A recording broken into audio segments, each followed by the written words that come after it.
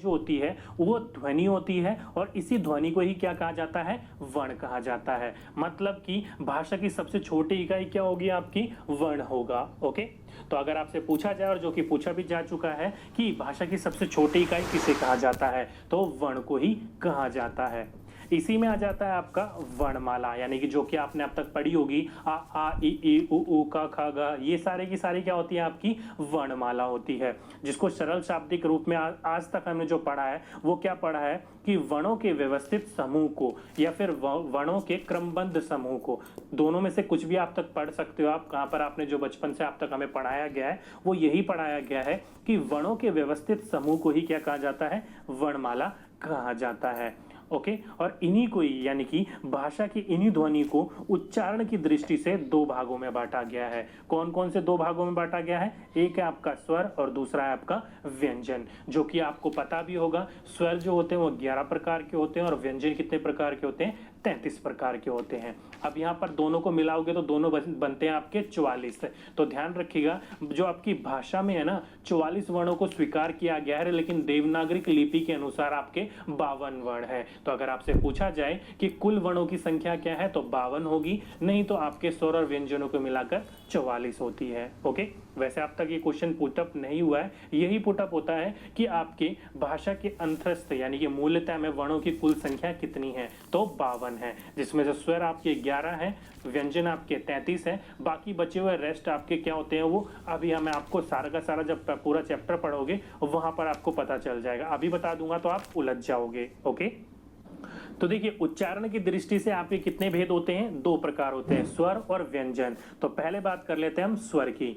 तो स्वर की बात करी जाए तो आपका जो शाब्दिक अर्थ में कहा जाता है, जो कि 11 प्रकार के स्वर होते हैं आपके, कि स्वर जिन वर्णों का उच्चारण बिना किसी रुकावट के स्वतंत्र रूप से होता है उन्हें क्या कहा जाता है, स्वर कहा जाता है। यानी कि आपको सरल भाषा में बताने की कोशिश करूं तो मैं आपको, कि जिन ध्वनियों का आप उच्चारण करते हो, मतलब बोलते हो, और बोलते समय आपके अंदर से, यानी कि जब आप बोलोगे तो आपके मुंह से जो हवा निकलती है वो बिना किसी रुकावट के, बिना किसी बाधा के मुंह से निकल जाती है आराम से, तो उनको क्या कहा जाता है, स्वर कहा जाता है। जैसे कि आप 11 स्वरों को बोल के देख लो, आ इ उ ऊ ऋषि ए ओ ओ, कभी भी आपका किसी भी प्रकार की हवा कोई होगी वो रुकेगी नहीं, फटाक दनी से बाहर आ जाएगी, इसलिए इसको क्या कहा जाता है, स्वतंत्र रूप से इसका इस्तेमाल होता है, उसी को क्या कहा जाता है, स्वर कहा जाता है। जो कि आपके 11 प्रकार के होते हैं, जैसे कि आ इ उ ऋषि। ऋषि जो होता है एक आपका ऐसा है जो आपके बाकी स्वरों से अलग है। क्यों? क्योंकि इसका उपयोग जो करते हैं वो मुख्यतः आपके संस्कृत के शब्दों में किया जाता है, जैसे कि ऋषि, ऋण, ऋतु, इस प्रकार के शब्दों के लिए इस्तेमाल किया जाता है। ओके, जैसे कि बाकी बचे ए ओ, जैसे कि हम बचपन में पढ़ते थे, छोटा बड़ा, छोटी बड़ी, छोटा ऊ बड़ा ऊ। तो जिस प्रकार से भी आप पढ़ते हो उसी प्रकार से पढ़िए। ध्यान रखिएगा, हमें पढ़कर समझना है उसको, चाहे वो अपने लैंग्वेज में समझो, आपको उसे सरल रूप में समझना है। तो जिस प्रकार से आपने आज तक पढ़ा है उसी रूप से उसको पढ़िए। ओके, ये तो होगी आपके शाब्दिक शब्द की बात। अब बात कर लेते हैं, अगर आपसे पूछा जाए कि स्वर के कितने भेद होते हैं, तो स्वर के 3 भेद होते हैं, जो कि आपके सामने मैंने लिख भी रखे हैं। हास्य स्वर, दीर्घ स्वर और प्लुत स्वर, ये 3 प्रकार के स्वर होते हैं। अब ये तीनों के तीनों क्या होते हैं उनके बारे में आपको बता देता हूं। जैसे कि पहला हास्य स्वर। अब ये कौन से स्वर होते हैं, तो देखो सरल शाब्दिक शब्द में कहा जाए तो जिन स्वरों का उच्चारण करते समय आपके मुख से जो है वो कम समय लगे, क्या बोल रहा हूं, बोलते समय आपके स्वरों का उच्चारण करते समय कम समय लगे, उनको क्या कहा जाता है, हास्य स्वर कहा जाता है। अगर पूछा जाए कि कितने प्रकार के होते हैं, तो 4 प्रकार के होते हैं। कौन कौन से, तो आ, ई, उ और ऋषि, यानी कि जो छोटे वाले आपके सारे के सारे होते हैं ना, वो इसके अंदर आते हैं। कौन कौन से, आ, ई, उ और ऋषि। देख लो, आ भी छोटा है, ई भी छोटी है, उ भी छोटा है, और ऋषि बचा हुआ आ गया इसके अंदर। ओके, तो ये 4 प्रकार के आपके हास्य स्वर होते हैं। वहीं दीर्घ की बात करी जाए तो इन चारों को हटाकर जो बाकी स्वर बचे आपके साथ, वो दीर्घ स्वर में आते हैं। जैसे कि आ, ई, यानी कि बड़ा आ, बड़ी ई, बड़ा उ, छोटा ए। ध्यान रखिएगा, जो छोटा ए और छोटा ओ जो होता है वो दीर्घ स्वर के अंदर आता है। बाकी आपके छोटे देख लो हास्य स्वर के अंदर आते हैं, लेकिन जो छोटा ए और छोटा ओ जो होता है वो आपका किस में आएगा, दीर्घ स्वर में आएगा। बड़ा ए और बड़ा ओ, ये 7 प्रकार के आपके दीर्घ स्वर होते हैं।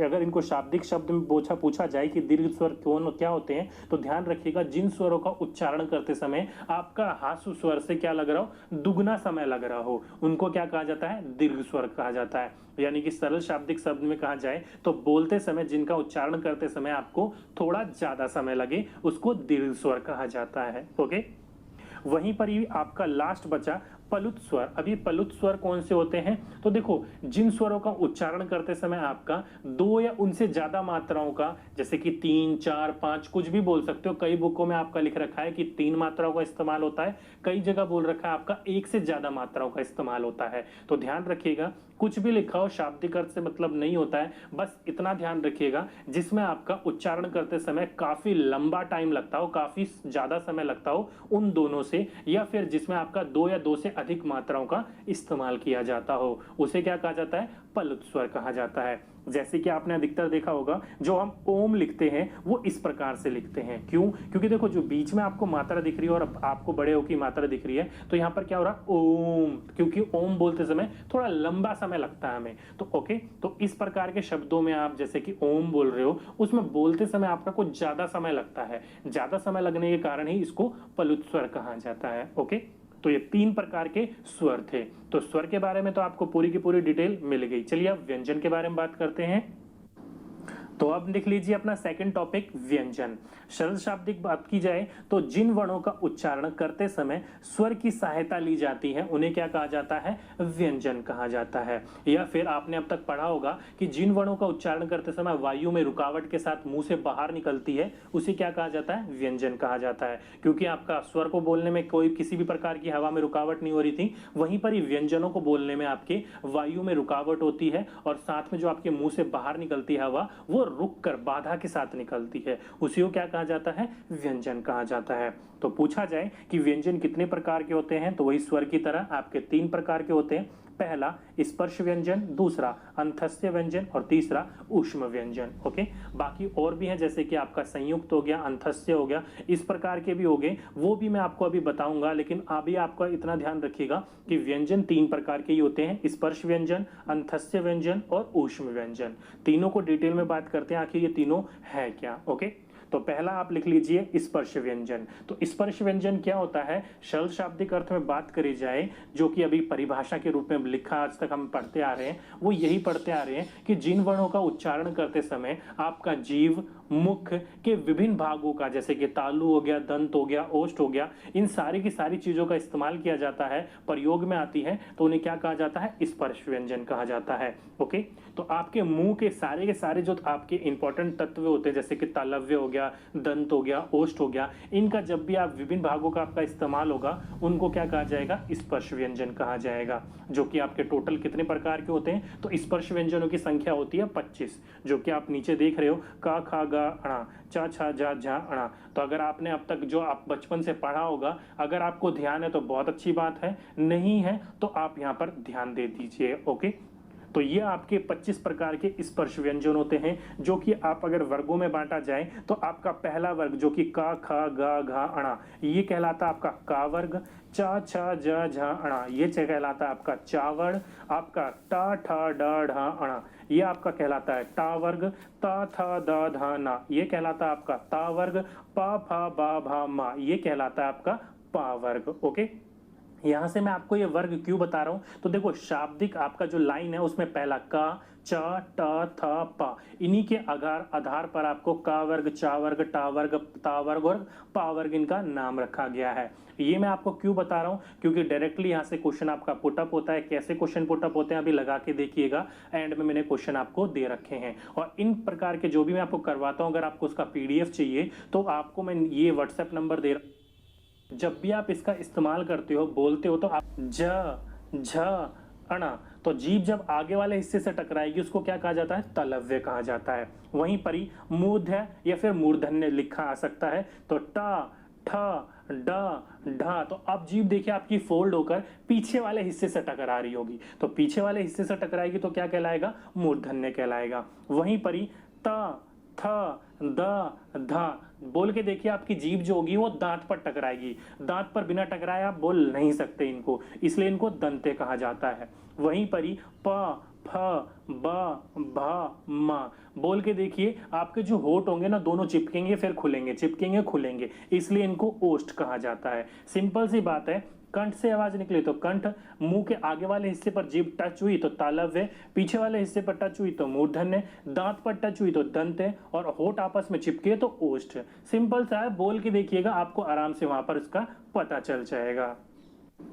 वहीं पर ही आपका उच्चारण के प्रयत्न के आधार पर इनको कुछ भागों में बांटा गया है। जैसे कि इनको दो भागों में बांटा गया है। पहला स्वतंत्र में श्वसन का कंपन यानी कि सांस का कंपन, और वहीं पर ये दूसरा श्वास या प्राण की मात्रा, यानी कि जब बोलते हो उसमें आपका कितना आपका प्राण लग रहा है, कितने आपकी ध्वनि का उच्चारण में आपकी श्वास की मात्रा लग रही है, उस आधार पर। तो इन दो आधारों पर बांटा गया, और दोनों के कितने कितने प्रकार हैं, तो दो दो प्रकार हैं। तो पहला हम बात कर लेते हैं स्वर तंत्रिका के श्वासन का कंपन पर किस आधार पर बांटा गया है। तो पहला आपका अघोष और दूसरा है सघोष। अब इन सघोष को आपको घोष भी देखने को मिल सकता है, तो घोष लिखा हो या सघोष लिखा हो वो आपका सघोष ही कहलाएगा। ओके, अब दोनों में डिफरेंस क्या है, दोनों का डिफरेंस बता देता हूं। पहला हो गया आपका अघोष। तो देखिए, अघोष का अगर शाब्दिक सरल बात में कहा जाए तो जिन ध्वनि को उच्चारण करने में आपकी स्वतंत्रता तंत्रिया में जो कंपन होता है वो नहीं होता है, तो वो क्या कहलाएगा, आपका अघोष कहलाया जाएगा। जैसे कि आपके सभी वर्ग जो कि आपका क ख ग है, उसके सभी पहले और दूसरे जो व्यंजन होंगे ना, वो आपके क्या कहलाएंगे, वो आपके अघोष कहलाएंगे। जैसे कि पहला क्या होता है, का खा, दूसरे वाले चा वर्ग में चा छा, तीसरे वाले में टा ठा, चौथे वाले में ता था, और पांचवे वाले में टा फा। ये आपके जो आपके शुरू के पहला और दूसरा जो होता है वो क्या कहलाएगा, आपका अघोष कहलाएगा। और उसके साथ साथ में शा शा शा और फा, ये जो कहलाएंगे आपके, ये भी अघोष कहलाएंगे। ओके, वहीं पर ही सघोष की बात करी जाए तो सभी वर्ग का जो तीसरा चौथा और पांचवा वर्ण होगा ना, अब ये तीसरा चौथा पांचवा वर्ण कौन सा हो गया, जैसे कि का वर्ग में ग घा अणा हो गया, तीसरा चौथा पांचवा हो गया। टा वर्ग में लगा लो तो डा ढा अणा हो गया, या पा वर्ग में लगा लो तो बा फा मा हो गया, या फिर आपका चा वर्ग में लगा लो तो जा झा अणा हो गया। तो जो भी आपका वर्ग होगा उसमें तीसरा चौथा और पांचवा जो वर्ग होगा ना, वो आपका सघोष या घोष कहलाता है। इसके अलावा डा ढ ज य र ल व और ह और सभी के सभी स्वर, ये भी आपके क्या कहलाते हैं, सघोष कहलाते हैं। तो डायरेक्टली आप इनको, इनमें से आपको कोई दे दिया जाएगा और पूछ लिया जाता है आपका इनमें से अघोष कौन सा है और सघोष कौन सा है। अब ये तो होगी आपकी शाब्दिक बात। अब इसकी ट्रिक क्या है याद रखने की, तो ध्यान रखिएगा। देखिए, अघोष, अघोष आ क्या आता है आपका, पहले आता है। वहीं पर ये आपका सघोष, सा क्या आता है आपका, बाद में आता है। तो पहले वाले जो दो अक्षर होंगे वो अघोष में आएंगे, और बाद वाले जितने भी अक्षर होंगे वो सघोष में आएंगे। इस चीज से आप याद रख सकते हो, अघोष यानी कि आ आपका पहले आएगा, मतलब पहला और दूसरा वर्ग अघोष कहलाएगा, और सघोष यानी कि सा जो होता है वो बाद में आता है। तो बाद के जो तीन अक्षर बचते हैं, तीन जो आपके वर्ण बचते हैं, वो आपका क्या कहलाएगा, सघोष कहलाएगा। ओके, सिंपल से ट्रिक है, ध्यान रख सकते हो इन चीजों से।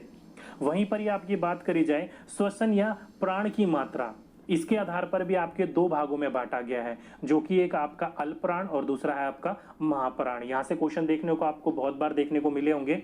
तो देखिए, पहले बात कर लेते हैं अल्पप्राण की। अब ये अल्पप्राण क्या होता है, तो ध्यान रखिएगा, जिन ध्वनि को उच्चारण में आपके श्वसन की मात्रा जो होगी वो कम लगती है या फिर कम निकलती है। जब बोलते हो आप, उसमें ध्वनि की जो उच्चारण की जो श्वास लेने की यानी कि जो हवा होती है उसकी मात्रा जो होती है वो कम निकलती है, तो उसको क्या कहा जाता है, अल्पप्राण कहा जाता है। इसमें आपके कौन कौन से होंगे, तो सभी वर्ग का पहला, तीसरा और पांचवा जो वर्ग होगा ना, वो पूरा का पूरा अल्पप्राण कहलाएगा। मतलब अल्टरनेट में पहला, दूसरा छोड़कर तीसरा, चौथा छोड़कर पांचवा। जैसे कि पहला हो गया आपका का, दूसरा छोड़ दिया हमने खा, तीसरा ले लिया गा, चौथा छोड़ दिया घा, और पांचवा ले लिया अणा। तो जैसे कि का वर्ग में हो गया का, घा और अणा, चा वर्ग में हो जाएगा आपका च झा अणा, टा वर्ग में हो जाएगा आपका टा ढा अणा, ता वर्ग में हो जाएगा ता धा न। इस प्रकार से पहला, तीसरा और पांचवा वो क्या कहलाएगा, आपका अल्पप्राण कहलाएगा। उसी के साथ साथ में ड य र ल और वा, ये भी आपका क्या कहलाएगा, अल्पप्राण कहलाएगा, क्योंकि इनको बोलते समय आपकी जो मात्रा निकलती है ना मुख से, वो कम रूप में सांस लेना पड़ता है, आपको कम निकलती है। पर वहीं पर ही महाप्राण में जो होता है, उच्चारण करते समय श्वसन की मात्रा जो होती है वो अधिक निकलती है। तो इसमें आपके जो सभी वर्ग, जैसे कि दूसरा और चौथा हमने छोड़ दिया था, वो सब इसमें आएंगे। और उसी के साथ साथ में आपका जो शा की पूरी लाइन होती है, शा शा शा और हा, जिसे आप शा से षटकोण, पेट कटा शा और हा कहते हो। ओके, तो ये पूरे का पूरा जो होता है वो आपका महाप्राण के अंदर आता है। तो ये था आपके उच्चारण प्रयत्न के आधार पर दो भागों में बांटा हुआ। अधिकतर क्वेश्चन आपका अघोष सघोष से पूछा जाता है, तो उनको जरूर ध्यान रखिएगा। तो व्यंजन के मैंने 3 भेद बताए थे। चलिए सेकंड बात कर लेते हैं अंतस्थ व्यंजन। अब ये अंतस्थ व्यंजन कौन से होते हैं, तो ध्यान रखिएगा, जिन बच्चे व्यंजनों का उच्चारण करते समय जो वायु होती है आपके मुंह से, वो किसी भी भाग को स्पर्श नहीं करती है, ना ही किसी प्रकार की वायु में रगड़न यानी कि किसी प्रकार की बाधा खाकर वो निकलती है। ओके, उनको क्या कहा जाता है, अंतस्थ व्यंजन कहा जाता है। फॉर एग्जाम्पल यारा लावा, देखिए बोल के देखिए, जो आपकी मुख की हवा होगी ना, वो किसी प्रकार की रुकावट नहीं लेगी और किसी भी प्रकार के भाग को स्पर्श नहीं करती। तीसरा ऊष्म व्यंजन। अब ये ऊष्म व्यंजन शाब्दिक अर्थ में इन्हें कहा जाता है कि जिन वर्णों का उच्चारण करते समय जो वायु होती है वो तेज गति से ऊष्म होकर निकलती है, उसी को ऊष्म व्यंजन कहते हैं। जैसे कि शा श श और हा, ये देखो आपका उच्चारण आप करते समय क्या होगा, आपके मुंह से देखिए तेज हवा, तेज रूप में हवा निकलेगी, जैसे कि श निकली, वहीं पर ही शा निकली, वहीं पर ही शा निकल रही है, वहीं पर ही हा। तो एक तेज गति से हवा निकलती है जो कि गर्म हवा के रूप में निकलती है, इसलिए इसे क्या कहा जाता है, ऊष्म व्यंजन कहा जाता है। ओके, ये 4 इसके उदाहरण है। क्वेश्चन यहीं से पुटअप होता है कि ऊष्म व्यंजन इनमें से चुनिए, ये अंतस्य व्यंजन इसके अंदर से चुनिए। और एक आपका मोस्ट इंपॉर्टेंट पॉइंट रह गया, संयुक्त व्यंजन। अब ये संयुक्त व्यंजन आपको 4 प्रकार के होते हैं, आपको दे दिया जाएगा और चुनने को बोला जाता है कि इनका में से संयुक्त व्यंजन चुनिए, या ये संयुक्त व्यंजन किन 2 शब्दों से मिलकर या 2 वर्णों से मिलकर बना है। जैसे कि श्र यानी कि क्षत्रिय वाला श्र, इसमें कोई ये जो बनता है वो 2 वर्णों से मिलकर बनता है। एक तो आधा का यानी का के ऊपर क्या हलंत लगा रखा है, और पेट कटा शा, इन दोनों से मिलकर आपका श्र बनता है। ज्ञा से ज्ञानी वाला ज्ञा, वो मिलता है आपका जा से, जा पर हलंत लगा हुआ, ध्यान रखिएगा, हलंत को ध्यान रखिएगा, हलंत भी लगा हुआ है, वो मात्रा नहीं है, हलंत बोलते हैं उसको। ओके, तो जा पे हलंत और अणा, इन दोनों से मिलकर आपका ज्ञा से ज्ञानी बनता है। वहीं पर ही त्रा जो बनता है वो ता पे हलंत और रा से मिलकर बनता है। हलंत को मत भूलिए, किसके ऊपर हलंत और किसके ऊपर हलंत नहीं है, उस हलंत को ध्यान रखिएगा। और लास्ट में अब देखो, ये वाला शा जो होता है, ये वाला शा होता है, ये श्रा होता है, ये जो मात्रा है इसमें ये वाली वो रा की मात्रा होती है। ओके, तो ये किससे मिलकर बनता है, तो ये शा हलंत वाले से और रा, इन दोनों से मिलकर आपका बनता है। ओके, इस बात को ध्यान रखिएगा, क्वेश्चन पुटअप हो चुका है कि आपका संयुक्त व्यंजन कौन से होते हैं या किन से मिलकर बनते हैं। तो इन चीजों को ध्यान रखिएगा, आपके 4 प्रकार के संयुक्त व्यंजन होते हैं और इन चारों से आपका इस प्रकार के मिलते हैं। पहले वाले शब्द में हलंत लगा रहता है, दूसरे वाले में हलंत नहीं लगा रहता है। इंपॉर्टेंट क्वेश्चन है, ध्यान रखिएगा। अब यहाँ पर जो पूछा जाता है अधिकतर, या तो इस शा से पूछा जाएगा या इस शा से पूछा जाएगा, ये दोनों थोड़ा कंफ्यूजन हो जाता है, इसलिए इन चीजों को ध्यान रखिएगा। ओके, तो ये था आपका पूरा का पूरा टॉपिक आज का, वर्ण विचार, या फिर आप इसे वर्णमाला भी कह सकते हो। अब आपको यहाँ से पूरी जानकारी मिल गई होगी। तो देखिए, आज का जो हमारा टॉपिक है तत्सम एवं तद्भव शब्द, ये शब्द यानी कि ये जो आया है वाक्य तत्सम एवं तद्भव, ये है क्या, इसके बारे में बताने से पहले मैंने आपको नीचे देखो हल्का सा लिख रखा है शब्द विचार। ये शब्द विचार क्या है, तो ध्यान रखिएगा, शब्द विचार का एक टॉपिक है तत्सम एवं तद्भव। जैसे कि आपको पता है कि काफी वर्णों को मेल से मिले हुए शब्द बनते हैं और उन्हीं को ही क्या कहा जाता है, शब्द विचार कहा जाता है। ओके, और उसी शब्द विचार को 5 टॉपिक में बांट रखा होता है। कौन कौन से, उत्पत्ति के आधार पर, रचना के आधार पर, अर्थ के आधार पर, प्रयोग के आधार पर और विकार के आधार पर। तो उसमें से एक टॉपिक होता है आपका पहला, उत्पत्ति के आधार पर या श्रोता के आधार पर जिसको कहा जाता है। उसमें आपके 2 पॉइंट्स आते हैं, एक आता है तत्सम, एक आता है आपका तद्भव। तो वहीं से ये आपके 2 शब्द निकले हैं, कहाँ से निकले हैं? शब्द का वर्गीकरण किया गया है 5 शब्दों में, जिसमें पहला आपका श्रोता या उत्पत्ति के आधार पर, और उसी के व्याख्या में आपके जो भाषाएं आती हैं, जैसे कि आपका तद्भव हो गया, तत्सम शब्द हो गया, देशज शब्द हो गया, या विषेदज शब्द हो गया, या शंकर शब्द हो गया, वहीं से ही आया है। लेकिन शंकर, देशिक और विदेशक के बारे में इतना नहीं पूछा जाता जितना आपका तत्सम एवं तद्भव शब्द के बारे में पूछा जाता है। अब बात कर लेते हैं तत्सम और तद्भव है क्या, कहाँ से आया, ये तो आपको पता लग गया।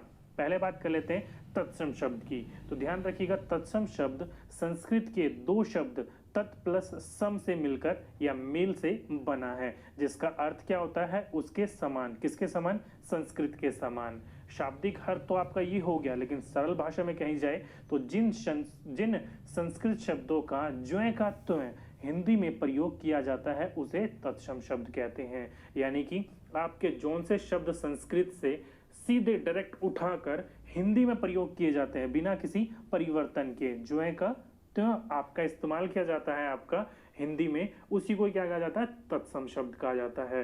एग्जाम्पल के तौर पर, उदाहरण के तौर पर, जैसे कि जल, जल को आप आजकल क्या कहते हैं? पानी। अग्नि क्या कहते हैं? आग। वृक्ष पेड़। वायु हवा। कमल, कमल को आज भी कमल ही कहते हैं, लेकिन कुछ शब्दों को परिवर्तित कर दिया, जैसे कि दुग्ध, जिसको आप क्या कहते हैं? दूध कहते हैं। इस प्रकार के शब्दों को आज क्या कहा जाता है? संस्कृत के शब्द हैं, सारे उठाकर हिंदी में प्रयोग किए जाते हैं एज इट इज, सेम, बदला नहीं गया है। ध्यान रखिएगा, अगर बदला जाए तो तद्भव हो जाता है, इन्हें बदला नहीं गया है, बिल्कुल ज्यों का त्यों ही इस्तेमाल करा जाता है, तो उसी को क्या कहा जाता है? तत्सम शब्द कहा जाता है। अभी टेंशन मत लीजिएगा, अभी एग्जाम्पल के तौर पर ट्रिक के माध्यम से समझाऊंगा सारी चीजें। अब शब्द क्या है? तो देखिए, तद्भव जो शब्द संस्कृत से हिंदी में आए हैं पर भाषा के विकास के साथ जिनके शब्दों का रूप बदल गया है, उन्हें तद्भव शब्द कहते हैं। उदाहरण के तौर पर, जैसे कि तद्भव शब्द हो गया आपका आग, लेकिन संस्कृत में से क्या कहते हैं? अग्नि। तो आग को संस्कृत के अग्नि का परिवर्तित रूप करा गया है। होठ, होठ को हिंदी में तो होठ कहते हैं, लेकिन संस्कृत के ओष्ठ के शब्द से लिया गया है, ओष्ठ को परिवर्तित करके होठ कर दिया गया है। तो ये हो गया आपके तद्भव शब्द। आग, होठ कैसे शब्द है? तद्भव। अग्नि, ओष्ठ, जल, वृक्ष, वायु, कमल, दुग्ध, ये सारे के सारे शब्द हैं आपके तत्सम शब्द। ओके, देखिए तत्सम एवं तद्भव शब्द को पहचानने की ट्रिक क्या है? ट्रिक नंबर 1, आपको जहां पर भी शब्द में विसर्ग, विसर्ग जैसे कि जो सिंबल मैंने आपको बता रखा है 2 डॉट, यानी कि ये जो 2 डॉट होते हैं, ये 2 डॉट होते हैं आपके विसर्ग के। ओके, तो विसर्ग का प्रयोग केवल संस्कृत शब्द में होता है जो हिंदी में उसी रूप में प्रचलित होते हैं। तो जहां पर आपको विसर्ग दिख जाए जिस शब्द के एंड में, वो समझ लीजिएगा कौन सा शब्द होगा आपका? तत्सम शब्द होगा। जैसे कि केशव, देखो लास्ट में विसर्ग लगा हुआ है तो संस्कृत शब्द है जिसको हिंदी में केशव कर दिया गया है। बाला, जिसका लास्ट में देखो आपका विसर्ग लगा रखा है, लेकिन हिंदी में उसको बाला बिना विसर्ग के इस्तेमाल किया जाता है। तो जहां पर आपको शब्द के एंड में विसर्ग दिख जाए, समझ लीजिएगा तत्सम शब्द है, जिसमें ना दिखे वो तद्भव शब्द है। ट्रिक नंबर 2, ट्रिक नंबर 2 में देखो श का प्रयोग जो होता है वो केवल तत्सम शब्द में होता है, संस्कृत के शब्दों में होता है। जैसे कि शिक्षा, शिक्षक, क्षत्रिय, क्षति, नक्षत्र आदि, जहां पर भी आपको ये शब्द दिख जाए श्र, और समझ लीजिएगा कैसा शब्द होगा आपका? तत्सम शब्द होगा। जैसे कि निम्नलिखित शब्दों में से तत्सम शब्द है, मैंने पुटअप कर रखे हैं, ये डायरेक्टली आपके पूछे गए थे पेपर में, वहीं से मैंने आपको यहाँ इंक्लूड कर रखा है। क्या बोल रखा है? निम्नलिखित शब्दों में तत्सम शब्द है, तो आपको इनमें से आपको तत्सम शब्द देखने ही पता चल जाता है। जो ऑप्शन नंबर फर्स्ट होगा ऋण, देखने से पता लगता है ये क्या हो जाता है आपका? एक तत्सम शब्द है। बाकी छीनना, छोड़ना या फिर धरती, ये तीनों के तीनों तद्भव शब्द है। तो ऑप्शन नंबर फर्स्ट इसका सही आंसर था। ट्रिक नंबर 3 क्या है? ये ऋषि का प्रयोग केवल तत्सम यानी कि संस्कृत वालों शब्दों में होता है। तो जहां पर आपका ये ऋषि दिख जाए आपको, वो समझ लीजिएगा क्या है आपका? तत्सम शब्द है। जैसे कि श्रृंगार, श्रृंगार में आपने देखा हो कैसे संस्कृत में लिखते हैं और उसको हिंदी में कर देते हैं श्रृंगार, तद्भव शब्द हो जाता है ये। कई बार आपसे पूछा भी जा चुका है कि श्रृंगार का तद्भव रूप क्या है, तो यहाँ पर देख लीजिए कि श्रृंगार तद्भव यानी कि हिंदी में ऐसा लिखा जाता है और संस्कृत में ऐसे। नेक्स्ट है आपका मृत्तिका, जिसको हिंदी में यानी कि संस्कृत तद्भव क्या शब्द है इसका, मिट्टी। तो यहाँ पर देखो चेंज करके क्या हो जाता है, अब यहाँ पर सोच रहे होंगे कि ऋषि का निशान तो है नहीं, तो माँ के नीचे जो ये आप मात्रा देख रहे हो ये ऋषि का ही निशान होता है। ओके, तो ध्यान रखिएगा इस चीज को, जहां पर आपको ये री निशान दिख जाए वो तत्सम शब्दों में इस्तेमाल किया जाता है, संस्कृत शब्दों में इस्तेमाल किया जाता है। जैसे कि एक क्वेश्चन पूछा गया था आपका कि निम्नलिखित में तत्सम शब्द है, तो तत्सम शब्द इसमें क्या था, ऋषक, बहिन, बहु या रीच, तो इनमें से कौन सा होता है आपका सही, तो ऑप्शन नंबर फर्स्ट इसका बिल्कुल सही आंसर है आपका ऋषक, जिसे आप किसे क्या हिंदी में क्या बोला जाता है, भालू कहा जाता है। ओके, तो ध्यान रखिएगा जहां री का निशान आ जाए उसका मतलब क्या होगा आपका, वो तत्सम शब्द होगा, तो ध्यान रखिएगा इस ट्रिक को। नेक्स्ट है ट्रिक नंबर 4 में क्या देख रखा है, देखिए प्र तत्सम में व वर्ण तद्भव में बा हो जाता है। ध्यान रखिएगा जो आपका तत्सम शब्द होता है उसमें वा होता है और तद्भव में जब बदल जाता है तो वो बा में हो जाता है। जैसे कि कुछ एग्जाम्पल है तत्सम और तद्भव। पहला पूर्व, देखो यहाँ पर वा है जिसको हिंदी रूप पूरब हो जाता है। विनती जो हिंदी में बिनती हो जाता है। वरिद जो कि आपका हिंदी में बादल हो जाता है। वर्षा जो कि हिंदी में बरसात हो जाता है। तो ये कुछ एग्जाम्पल आपके सामने ही है कि प्र जो तत्सम में व होता है उसका तद्भव में बदलकर बा हो जाता है। जैसे कि निम्नलिखित में तद्भव शब्द है, तो इनमें से आपको वो चुनना है जो कि तद्भव शब्द हो। तो उपवास आपका तत्सम है, अवगुण आपका तत्सम है, नेक्स्ट है आपका अवतार, ये भी तत्सम है, और लास्ट है आपका फोर्थ अमीय। तो ये क्या होता है आपका, ये आपका तद्भव रूप है। तो जहां पर आपका व दिख जाए वो अधिकतर ध्यान रखिएगा तत्सम शब्द में इस्तेमाल किया जाता है, क्योंकि तत्सम में जो आपका व होता है वो तद्भव में परिवर्तित होकर ब हो जाता है। तो ऑप्शन नंबर 4 इसका सही आंसर था, तद्भव शब्द है ये आपका। और ट्रिक नंबर 5 लास्ट, प्र तत्सम में शा वर्ण तद्भव में शा हो जाता है। तो ध्यान रखिएगा कि तलव्य शा दंती शा हो जाता है या दंती शा तलव्य शा हो जाता है। तो ध्यान रखिएगा इस चीज को, जैसे कि तत्सम और तद्भव, जैसे आप देख सकते हो दृश्य जो कि आपका तद्भव यानी कि जो हिंदी शब्द हो जाता है ऐसा हो जाता है, यानी कि ए हो गया, देखो शा और शा कैसा हो गया दंती, और तलव्य हो गया चेंज। नेक्स्ट है आपका प्रश्वर जो कि आपका परस हो जाता है, अंशन जो कि अंशन हो जाता है, अंश जो कि अंश हो जाता है। देखा आपने कि जो शाह हो जाता है यानी कि शाह में चेंज हो जाता है, यानी कि जो दंती शाह होता है वो आपका तलव्य शाह में चेंज हो जाएगा, तलव्य शाह दंती शाह में चेंज हो जाता है। तो ध्यान रखिएगा जब भी आपके तत्सम शब्द होंगे आपको ये वाला शाह दिखेगा, या फिर आपका तद्भव होगा तो आपका ये वाला शाह होगा। तो उसमें आप शाह को देखकर भी पहचान सकते हो कि कौन सा आपका तद्भव शब्द है और कौन सा आपका तत्सम शब्द है। ओके, तो ये कुछ ट्रिक्स थी आपकी जो आप तत्सम और तद्भव शब्दों को पहचानने में प्रयोग करोगे तो आपके 99.9% जो क्वेश्चन होगा वो आराम से इजीली सॉल्व हो जाएगा। तो इन पांचों ट्रिक को जरूर देखिएगा, एक बार समझ में ना आए तो एक बार दोबारा देखिएगा, और जो उसमें प्रैक्टिस के लिए मैंने क्वेश्चन दे रखे हैं वो या फिर बनावट कहा जाता है। ध्यान रखिएगा क्वेश्चन को, शब्द अथवा वर्णों के मेल से जब नया शब्द क्रिएट होता है तब उसको क्या कहा जाता है, उसको कहा जाता है आपका रचना या बनावट। जैसे कि विद जमा आल्य विद्यालय, या फिर ऐसे करके आपके काफी आपने विधियां पढ़ी होंगी, आपको नहीं पढ़ी है तो कोई बात नहीं, आपने कहीं ना कहीं इसको जरूर सुना होगा या देखा होगा। जैसे कि संधि विच्छेद में, वहां पर मैं आपको एक पूरा टॉपिक पढ़ाऊंगा संधि विच्छेद, जहां पर मैं आपको अच्छे तरीके से समझाने की ये कोशिश करूंगा। ओके, तो उसी को क्या कहा जाता है, रचना या बनावट कहा जाता है। तो रचना के आधार पर, जो कि रचना के आधार पर शब्दों को कितने भागों में बांटा गया है, 3 भागों में बांटा गया है। क्वेश्चन पूछा जाए तो ध्यान रखिएगा कौन कौन से, पहला है आपका रूढ़, दूसरा है आपका यौगिक, और तीसरा है योग रूढ़। इन 3 शब्दों में, इन 3 आपकी प्रक्रियाओं में बांटा है। इन्हीं 3 को हम अच्छे तरीके से समझने की आज कोशिश करेंगे। तो पहला आ जाता है आपका रूढ़ शब्द। तो अगर शाब्दिक अर्थ में कहा जाए तो जो शब्द परंपरा या फिर परस्पर चले आ रहे हैं तथा जिन्हें खंडों में विभाजित नहीं किया जा सकता, वह शब्द क्या कहलाते हैं, आपके रूढ़ शब्द कहलाते हैं।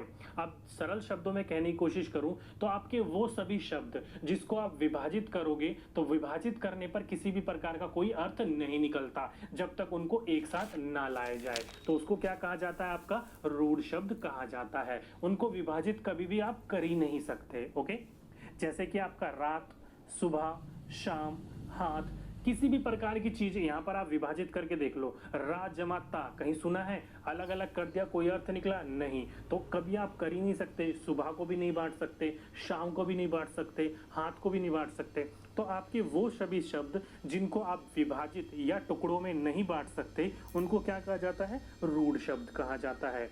लास्ट में क्वेश्चन सीरीज ऐड कर रखी है, वो लगा के देखिएगा, आपकी प्रैक्टिस भी हो जाएगी। तो इसको क्या कहा जाता है, रूढ़ शब्द। सेकंड आता है आपका यौगिक शब्द। अब सरल शाब्दिक शब्द में कहा जाए तो जो शब्द दो या दो से अधिक शब्दों से, क्या, दो या दो से अधिक शब्दों से मेल से बनते हैं, जिन्हें सार्थक खंडों में विभाजित किया जा सकता है, वो क्या कहलाते हैं, आपके यौगिक शब्द कहलाते हैं। अब ध्यान रखिएगा, वो सारी चीजें दो जो आपकी दो या फिर दो से अधिक शब्दों से मिलकर बनते हैं और दोनों को जब टुकड़ों में बांटा जाता है तो दोनों का क्या होता है, एक अर्थ निकलता है और दोनों को जोड़ने के बाद एक अलग अर्थ निकलता है।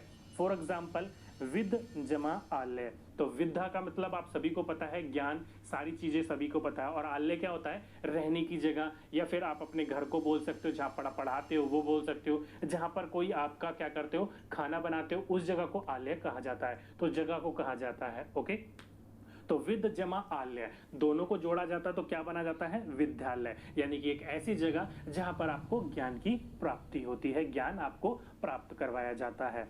दूसरा आपका अन्न जमा उपयुक्त।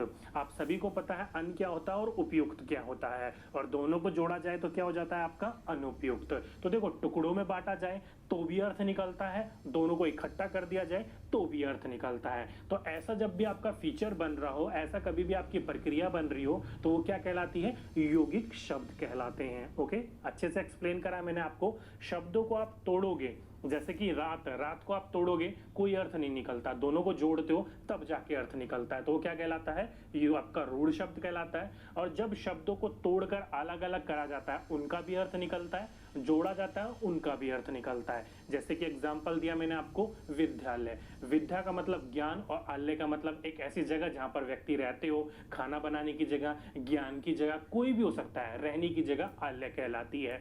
दोनों को जोड़ा जाता है तो क्या कहलाएगा, वो आपका विद्यालय, यानी कि एक ऐसी जगह जहां पर ज्ञान की प्राप्ति दी जाती है। ओके, तो दोनों को टुकड़ों में बांटा था तब भी अर्थ था, दोनों को जोड़ा गया तब भी अर्थ है, तो वो कैसा शब्द कहलाता है, आपका यौगिक शब्द कहलाता है। नेक्स्ट है आपका योग रूढ़ शब्द। अब ये क्या शब्द होते हैं, तो शाब्दिक अर्थ में बात करे जाए तो जिसे यौगिक शब्द से किसी विशेष शब्द का बोध होता है उसे योग रूढ़ शब्द कहते हैं। यानी कि सरल शाब्दिक अर्थ में आपका बात मैं समझाने की कोशिश करूं तो आपके वो सारे शब्द, वो सारी प्रक्रियाएं जिसको आप तोड़ोगे तो वो क्या कहलाएगा, आपका एक अर्थ निकल के आएगा। यानी कि आपका जैसे यौगिक शब्द होता है, यौगिक शब्द को क्या करा जाता है, तोड़ते हैं तो उसका अर्थ निकल के आता है, लेकिन जोड़ा जाता है तो उसी प्रकार का अर्थ निकलता है जिस प्रकार का उसको तोड़ा गया था। लेकिन यहाँ पर क्या होगा, एक शब्द को आप तोड़ोगे तो भी इसका अर्थ निकलेगा और जोड़ा जाएगा तो एक विशेष प्रकार का अर्थ निकलेगा। क्या बोल रखा है, विशेष प्रकार का अर्थ निकलता है। जैसे सरल शाब्दिक अर्थ में बात करे जाए तो पहला एग्जांपल ले लो, पंकज, तो पंक प्लस जा। ओके, तो पंकज को जोड़ा जाता है तो क्या कहला जाएगा, पंकज कहलाता है, जो कि किसको कहा जाता है, कमल को कहा जाता है। एक विशेष अर्थ निकला उसका पंकज का, क्या, कमल, कमल से अर्थ रिलेटेड होता है उसका। दूसरा आपका हो गया गिरिधर। अब गिरिधर को क्या कहा जाता है, तो ध्यान रखिएगा, कृष्ण भगवान को भी क्या कहा जाता था, गिरिधर कहा जाता था। तो क्या निकला, आपका एक विशेष अर्थ निकला। तीसरा आपका दशानंद, यानी कि आपका किसको दशानंद कहा जाता था, रावण को कहा जाता था। तो दश यानी कि दश हो जिसके सर, उसको क्या कहा जाता है, दशानंद, और कौन है वो, रावण है। तो एक शब्द का एक विशेष अर्थ निकल रहा हो उसको क्या कहा जाता है, आपका योग रूढ़ कहा जाता है। अगर आपका एक सरल शब्दिक ट्रिक के रूप में बताया जाऊं तो ध्यान रखिएगा, यहाँ पर आपके वो सारे शब्द आते हैं जो कि क्या होते हैं, भगवान से रिलेटेड होते हैं। जैसे कि चतुर्भुज हो गया, दशानंद हो गया, गिरिधर हो गया, नीलकंठ हो गया, इस प्रकार के जो शब्द होंगे ना आपके, वो सारे के सारे क्या होते हैं, योग रूढ़ में कहलाते हैं, क्योंकि उनका जो एक अर्थ होता है एक विशेष रूप से निकलता है, जो कि क्या होते हैं, आपके अधिकतर 99.9% भगवान से रिलेटेड होते हैं आपके। ओके, जैसे कि चतुर्भुज किसको कहा जाता है, ब्रह्मा जी को कहा जाता है उनके, क्योंकि उनके जो चतुर्मुख, क्योंकि उनके कितने मुख थे, 4 मुख थे।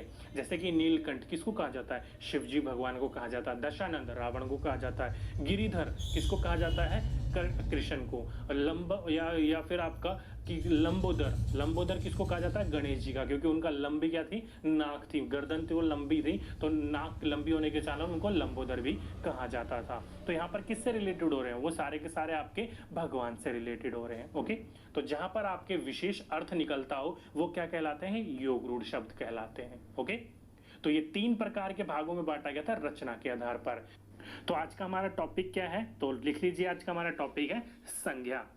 तो देखो, संज्ञा जो है आपकी, जो हमने बचपन से जो बुकों में पढ़ा है और जो हमें रटाया गया है वो यही रटाया गया है कि किसी भी वस्तु या व्यक्ति या फिर स्थान या भाव का बोध कराने वाले शब्द को क्या कहा जाता है? संज्ञा कहा जाता है। ये वाला आपने देखा होगा हर जगह कि किसी भी व्यक्ति, वस्तु या स्थान को बोध कराने वाले वस्तु को या फिर शब्द को क्या कहा जाता है? संज्ञा कहा जाता है। बचपन से आज तक हमें रटवाया जाता है और हम उस चीज को रट भी जाते हैं, लेकिन समझ नहीं पाते आखिर है क्या। तो देखो, सरल भाषा में आपको मैं कहा हूं तो किसी भी स्थान, व्यक्ति या फिर भाव कराने वाले शब्दों को या किसी व्यक्ति का नाम, स्थान का नाम जो होता है वो संज्ञा कहलाती है। किसी भी चीज का नाम लगा लो। ओके, बस आप एक चीज ध्यान रखिएगा, किसी भी चीज का नाम हो जो, वो नाम क्या कहलाता है? संज्ञा। चाहे वो व्यक्ति हो, चाहे वो बच्चा हो, चाहे वो किसी भी प्रकार का कोई भी हो, वो क्या कहलाएगी? राम, श्याम, गीता, सब क्या है? एक नाम है। और नाम क्या होता है? संज्ञा होती है। ओके, तो सरल शाब्दिक अर्थ में आपको समझने के लिए याद रख लीजिए कि किसी भी चीज का नाम जो होगा वो क्या कहलाएगी? संज्ञा कहलाएगी। आपके हाथ में जितने नाम गिन सकते हो गिन लीजिए, और वो सारे के सारे क्या होते हैं? संज्ञा होते हैं। और अगर आपसे पूछा जाए कि संज्ञा के कितने भेद होते हैं, कितने प्रकार होते हैं, तो संज्ञा के आपके 3 भेद होते हैं, जो कि कौन कौन से होते हैं? व्यक्तिवाचक संज्ञा, जातिवाचक संज्ञा और भाववाचक संज्ञा। ये 3 संज्ञा होती हैं आपके भेद उनके, और इन्हीं तीनों संज्ञा से आपके क्वेश्चंस पूछे जाते हैं, और इन्हीं तीनों को मैं आपको अच्छे से एक्सप्लेन करके बताता हुआ चलूंगा। तो चलिए पहला समझ लेते हैं, व्यक्तिवाचक संज्ञा। अब देखो, नाम से ही पता लग जाता है जो किस चीज का बोध करा रहा हो वो व्यक्ति का, यानी कि व्यक्तिवाचक संज्ञा। ओके, अब व्यक्ति में क्या क्या हो सकते हैं वो भी बताऊंगा, लेकिन एक बार शाब्दिक अर्थ पढ़ लीजिए। ध्यान रखिएगा, जो शब्द किसी विशेष, ध्यान रखिएगा, किसी विशेष व्यक्ति, स्थान या वस्तु के लिए प्रयोग किया जाते हैं उन्हें क्या कहा जाता है? व्यक्तिवाचक संज्ञा कहते हैं। तो आप ध्यान रखिएगा, किसी भी विशेष व्यक्ति, स्थान या फिर वस्तु के लिए जो भी आप शब्द प्रयोग करोगे, जो भी आप प्रयोग करोगे, वो क्या कहलाएगा? व्यक्तिवाचक संज्ञा कहलाएगा। जैसे कि रमेश क्या है? व्यक्ति का नाम है। दिल्ली स्थान का नाम है। रामायण कोई एक वस्तु है उसको कहा जाता है। तो वही देख सकते हो, व्यक्ति हो, स्थान हो या फिर किसी भी आपके विशेष व्यक्ति का नाम हो, वो क्या कहलाएगा? आपका व्यक्तिवाचक संज्ञा कहलाएगा। अभी आपको बस इतना ध्यान रखना है कि किसी भी व्यक्ति, स्थान या वस्तु को क्या कहा जाएगा? वो व्यक्तिवाचक संज्ञा कहा जाएगा। ओके, चलिए दूसरा क्या है आपका? जातिवाचक संज्ञा। अब जाति, आप यहीं से पता लग जाता है जाति, तो जिस शब्द से आपको जाति का भाव वो क्या कहलाएगा? जातिवाचक संज्ञा।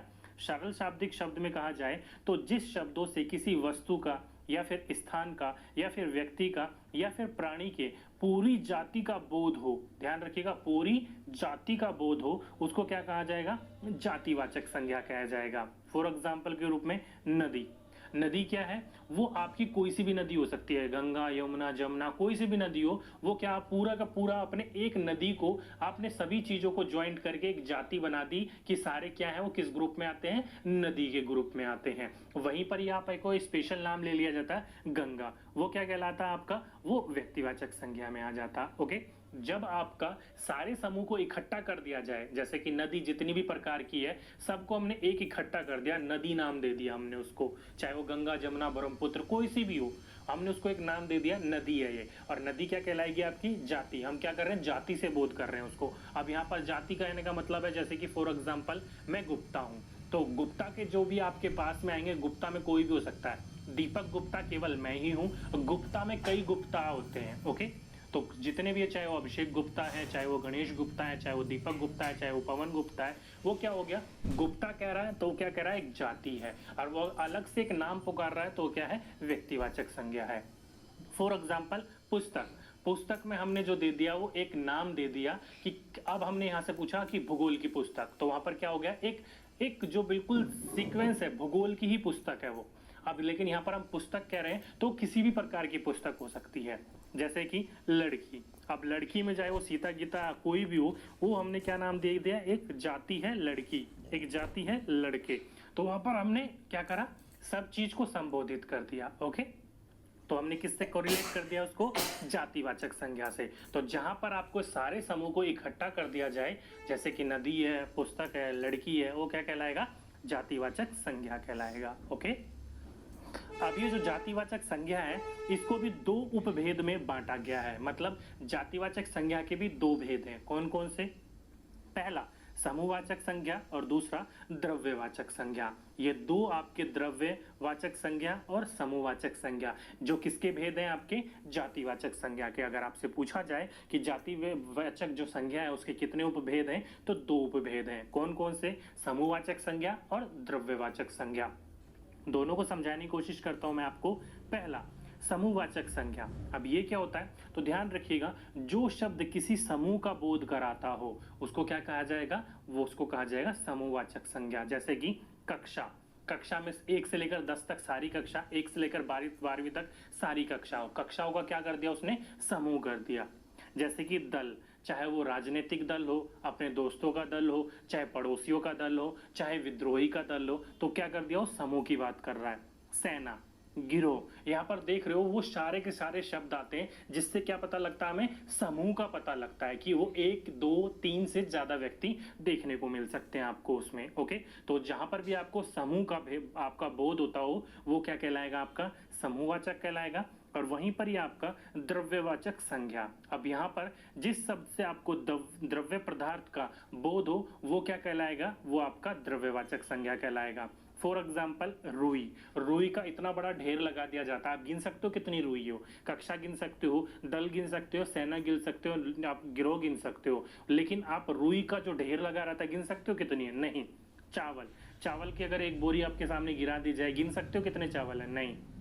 ऊन, सोना, दूध, आप गिन सकते हो। इन चीजों का जो आपका जो होता है फॉर्म, वो क्या कहलाएगा, आपका द्रव्यवाचक संज्ञा। सिंपल भाषा में कहा जाए जिसको आप गिन ना पाओ, जो कि आपका बहुत चीजों में आए। ओके, एक तरफ हो गया आपका वो जिसको आप एक तरीके से गिन पा रहे हो और दूसरे को नहीं गिन पा रहे हो। अब ये द्रव्यवाचक संज्ञा जो होती है उसमें भी आपके दो प्रकार के होते हैं। जैसे कि आप देख रखते हो कि चावल क्या है, एक ठोस पदार्थ है, वहीं पर ही आपका दूध क्या है, एक लिक्विड पदार्थ है। ओके, तो अगर आपसे पूछा जाए कि चावल किस में आता है या फिर दूध किस में आता है, तो अगर वहां पर एक ऑप्शन हो द्रव्यवाचक संज्ञा तो आप उसको लगा सकते हो, लेकिन वहां पर दो ऑप्शन दिख गए, एक तो द्रव्यवाचक संज्ञा और दूसरा द्रव्यवाचक संज्ञा। देखिए, द्रव्यवाचक और आपका दोनों में अंतर यही है कि द्रव्य मतलब होता है लिक्विड फॉर्म और द्रव्यवाचक मतलब होता है समूह। तो चावल का समूह कहलाएगा आपका द्रव्यवाचक, और दूध या तेल का जो होता है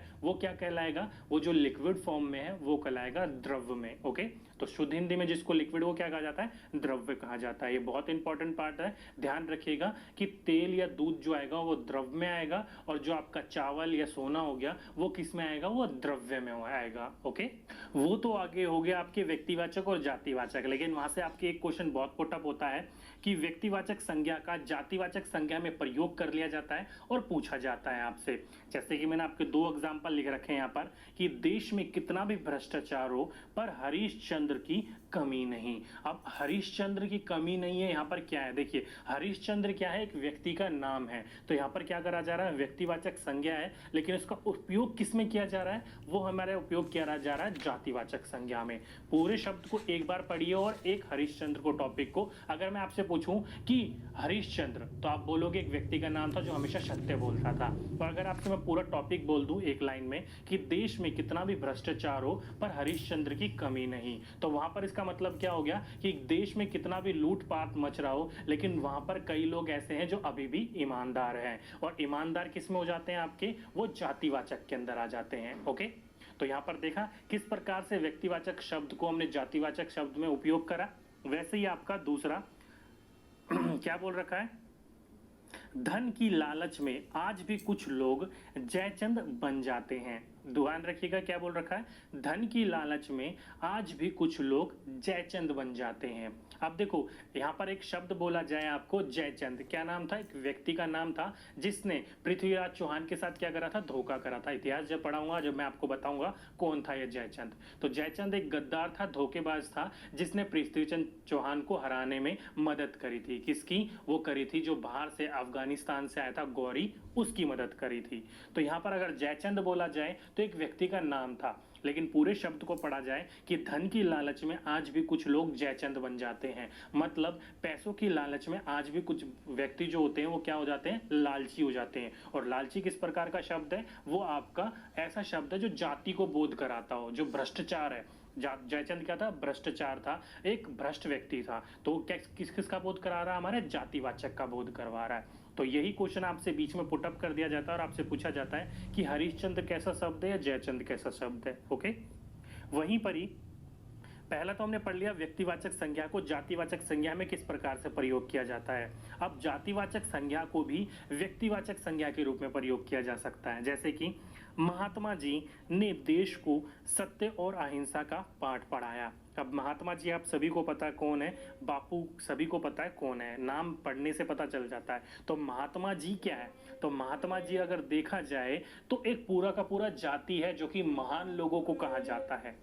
लेकिन वहीं पर ही एक अलग से देखा जाए तो किसको कहा जाता है, गांधी जी को। तो वहीं पर ही हमने पूरा किसको, महात्मा जी यानी कि जातिवाचक संज्ञा को किससे कोरिलेट कर दिया, व्यक्तिवाचक संज्ञा से यानी कि गांधी जी से।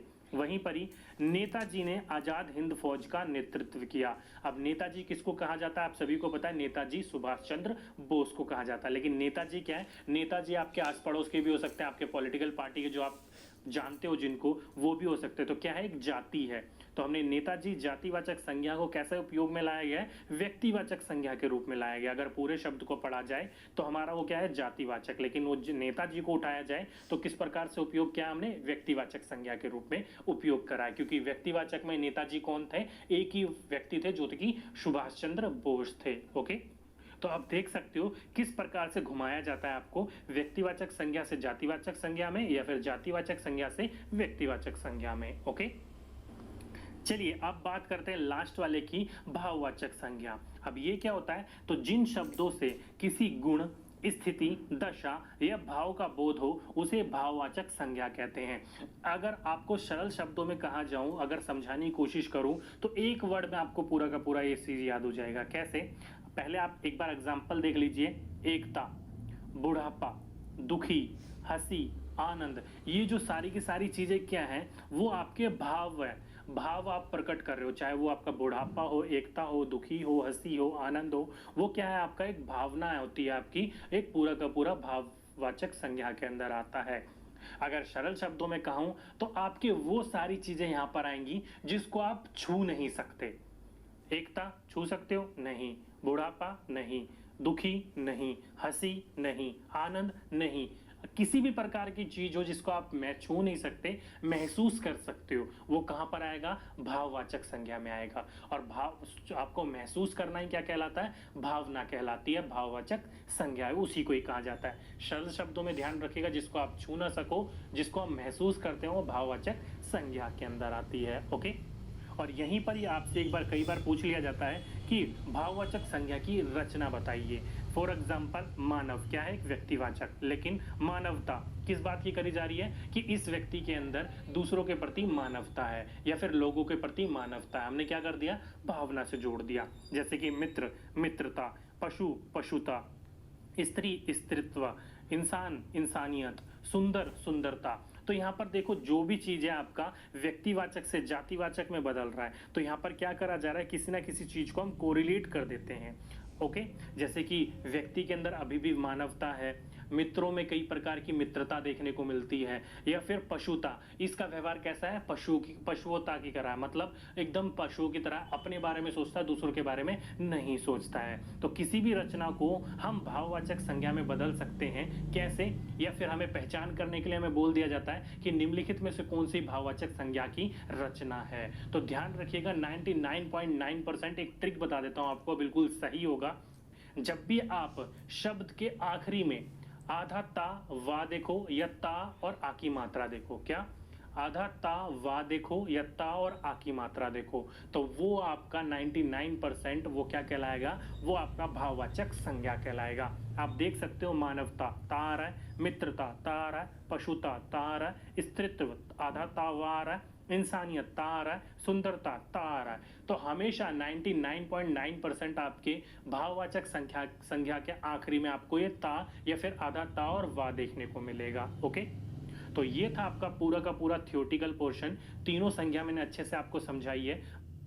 तो आज का हमारा टॉपिक क्या है, तो लिख सकते हो आप स्वरनाम। ओके, तो स्वरनाम है आज का हमारा टॉपिक। अगर आपसे पूछा जाए कि स्वरनाम आखिर होता क्या है, तो आज तक जो हम पढ़ते आ रहे हैं बुकों में, जो हमें रटवाया जा रहा है बचपन से, वो यही रटवाया जा रहा है कि जिन शब्दों का प्रयोग संज्ञा के स्थान पर किया जाता है उसे क्या कहा जाता है, स्वरनाम कहा जाता है।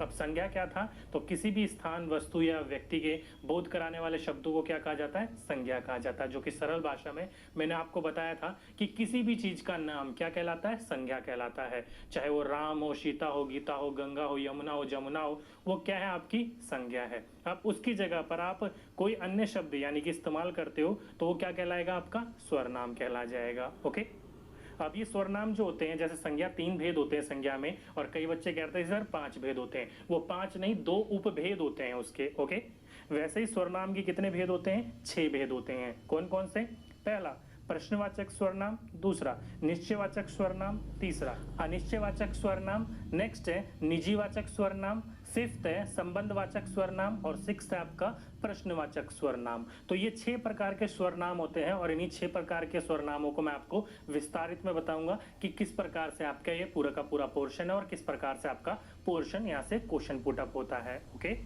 तो पहला लिख लीजिए अपना पुरुषवाचक स्वरनाम। तो इसको शाब्दिक अर्थ में इसको क्या कहा जाता है, तो जिन स्वरनामों का प्रयोग वक्ता यानी कि जो बोलता है वो, यानी कि जैसे मैं क्या हूं, वक्ता हूं, अपने लिए, श्रोता के लिए एवं किसी अन्य के लिए करता है, वो पुरुषवाचक स्वरनाम कहलाता है। यानी कि सरल शाब्दिक अर्थ में कहा जाए, कोई भी स्वरनाम का प्रयोग, जैसे कि वक्ता मैं, आपका श्रोता यानी कि सुनने वाला, सामने वाला, या फिर किसी और व्यक्ति की हम बात कर रहे हैं, तो तीनों चीज का जब आप इस्तेमाल करते हो, किसी का एक का भी उनमें से, तो वो क्या कहलाता है, आपका पुरुषवाचक स्वरनाम कहलाया जाता है। अगर आपसे पूछा जाए कि पुरुषवाचक स्वरनाम कितने प्रकार के होते हैं, तो पुरुषवाचक स्वरनाम जो होते हैं वो आपके 3 प्रकार के होते हैं। कौन कौन से, उत्तम पुरुष, मध्य पुरुष और अन्य पुरुष स्वरनाम। ओके, तो ये 3 प्रकार के आपके स्वरनाम होते हैं पुरुषवाचक के अंदर। अब ये तीनों को मैं आपको अच्छे से डिटेल में समझाने की कोशिश करता हूं, और इन्हीं तीनों को मिलाकर पुरुषवाचक स्वरनाम बनता है।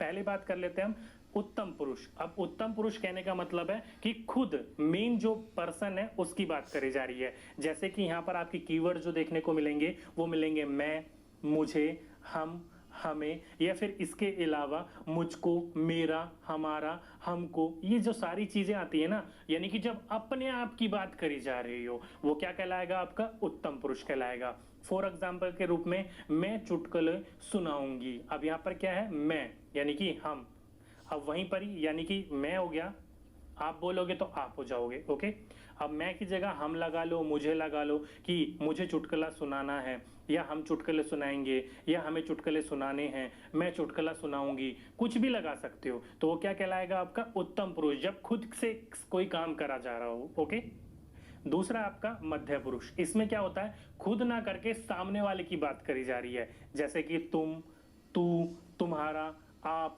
तुम्हारे, या फिर आपके इसी प्रकार के जो अन्य कीवर्ड्स होते हैं वो सारे के सारे इसके अंदर आते हैं, जिसमें आप खुद ना करके सामने वाले की बात कर रहे हो।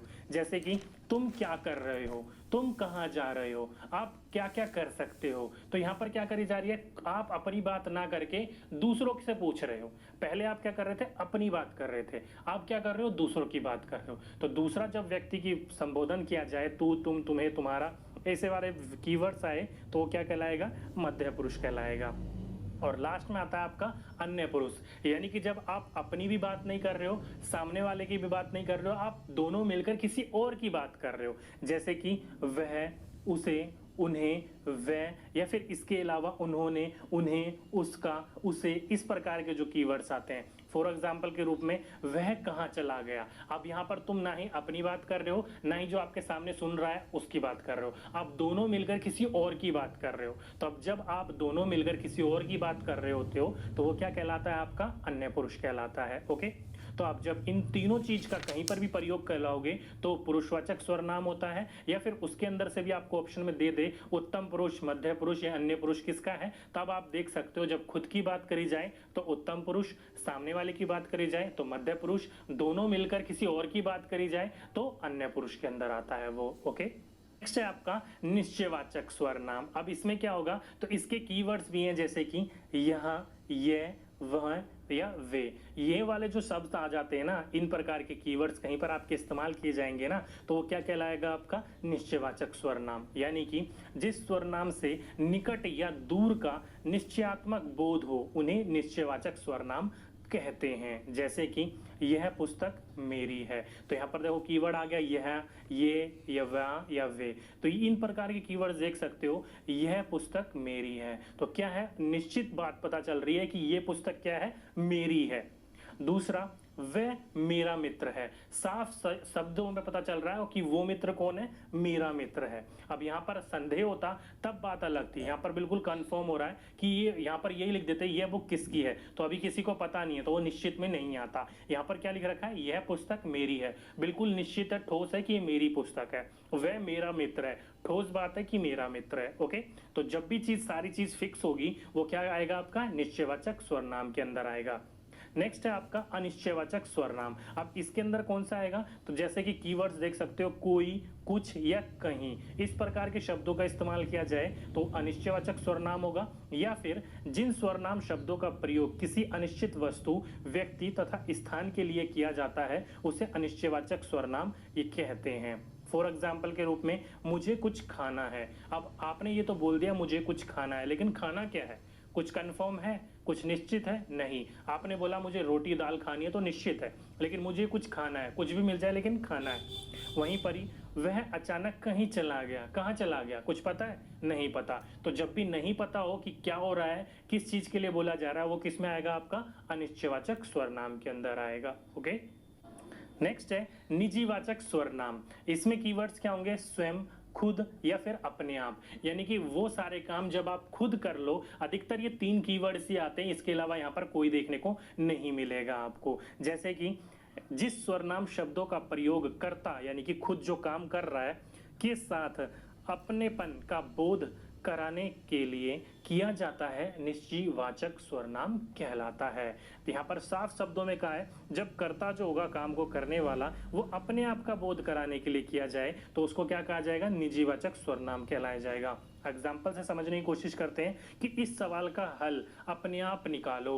तो यहाँ पर क्या करा जा रहा है, एक तो कीवर्ड आ गया अपने आप, और क्या करा जा रहा है कि खुद करा जा रहा है। जब आप स्वयं को काम खुद करते हो, कोई काम स्वयं करते हो, तो किस में आता है, आपका निजीवाचक में। देख सकते हो, इस सवाल का हल अपने आप निकालो, या फिर वह सारी बात खुद समझ जाएगा। क्या करेगा, वो खुद समझ रहा है, अपने आप कर रहा है सारा काम। तो जहां पर भी आपको 3 कीवर्ड, 99.9% आपको निजीवाचक स्वरनाम के अंदर ये 3 कीवर्ड ही देखने को मिलेंगे, स्वयं, खुद, अपने आप।